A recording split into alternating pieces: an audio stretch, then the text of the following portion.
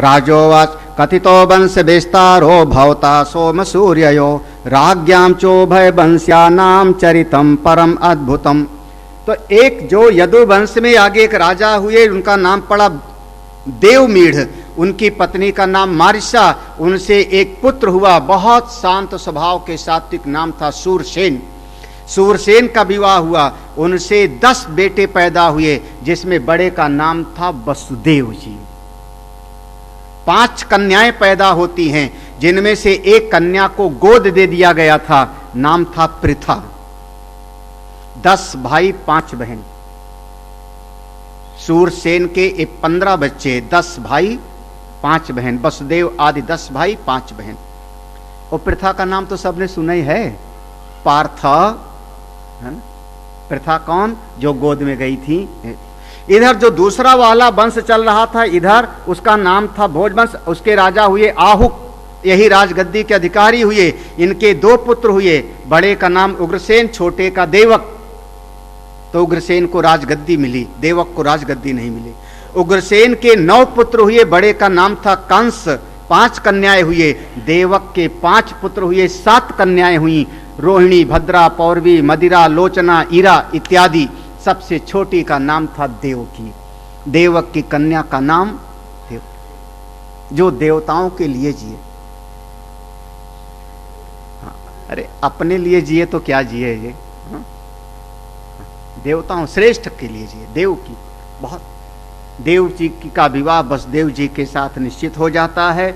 दिन तिथि सब ठीक हो जाती है। वहां पर कुछ घटनाएं स्वर्ग में होने लगती है, भगवान के गोलोक धाम में होता है। गोलोक धाम में शुभ तैयारी हो जाती है। भगवान ने राधा जी को आज्ञा दिया, गोलोक धाम में जो गोप लोग हैं, गोपियां हैं, उनको सबको ब्रजभूमि आ जाती है। 84 कोष की ब्रजभूमि गोलोक धाम से आ जाती।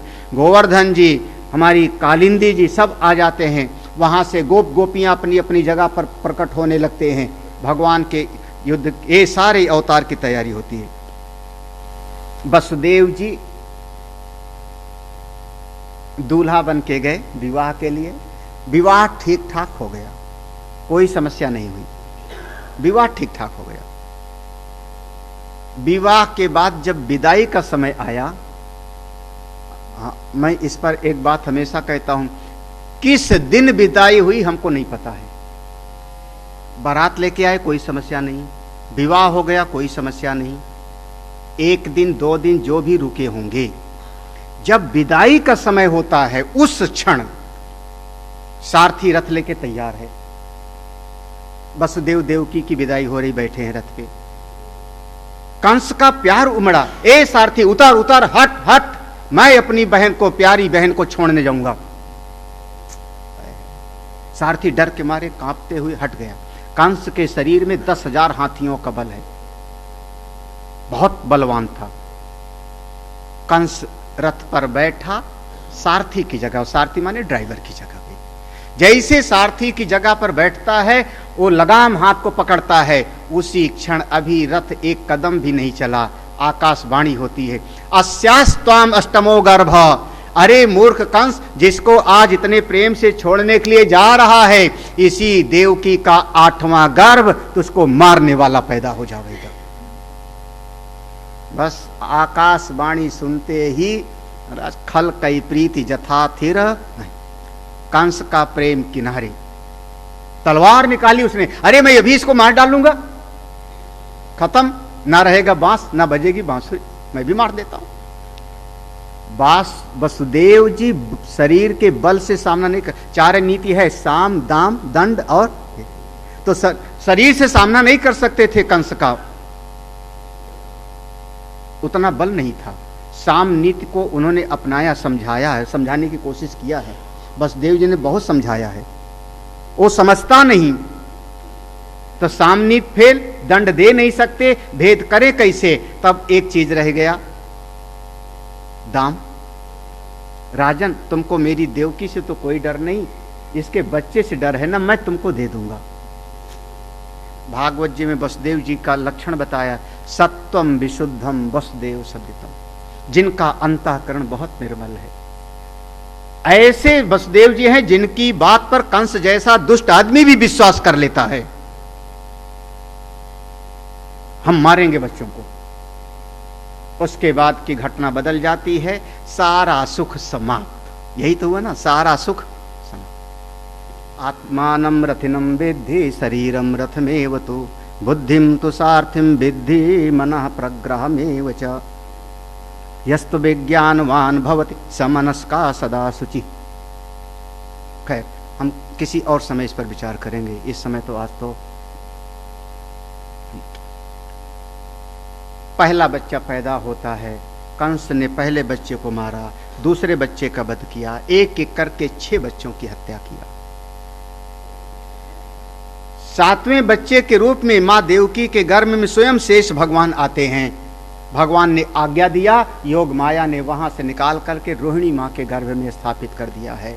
और इस प्रकार से समय पा करके स्वयं भगवान अपने स्वरूप से प्रकट होते हैं। हमारे प्रमुख अवतारों में से हैं। बोलिए बलराम जी महाराज की। बलराम जी 10 अवतार में से एक अवतार हैं, प्रमुख अवतार। हलधर, केशव धृत हलधर रूप जय जगदीश हरे।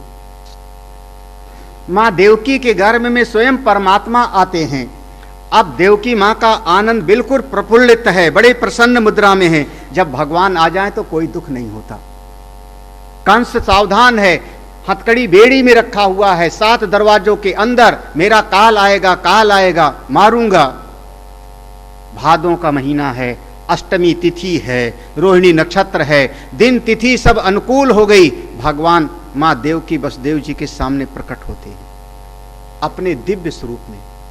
देवकी मां ने देखा, वसुदेव जी ने देखा, भगवान के साथ कुछ संवाद होता है। भगवान ने कहा, अब तुम डरो मत, और अगर डर लगे तो हमको यहां से गोकुल पहुंचा दो। ऐसा कहकर के भगवान छोटे हो गए। वसुदेव जी ने वहीं से देखा, कोई एक सूप टोकरी मिली, उसमें भगवान को रखा और ऐसे सिर पे, जैसे भगवान की टोकरी को सिर पे रखा, उनकी हथकड़ी सब खट खट करके खुल गई, बेड़ी खुल गई, सारे दरवाजे खुल गए, पहरेदार सब सोए हैं। भगवान आ जाए तो कोई बंधन नहीं रह सकता। यहां भगवान आ जाए, बंधन टिकता नहीं। वसुदेव जी ले करके चल पड़ते हैं। शेष भगवान 1000 फनों से छाया कर लेते हैं। कालिंदी बढ़ी हैं, भगवान ने अपना चरण स्पर्श कराया। भगवान को ले जा करके गोकुल में, जहाँ यशोदा मैया हैं, उनके पास में कन्या लेटी है, वहाँ लिटा दिया। और कन्या को ले करके वसुदेव जी वापस आए। जैसे कारागृह में आते हैं वसुदेव जी, उनकी हथकड़ी, सही बात है, भगवान आ गए हैं।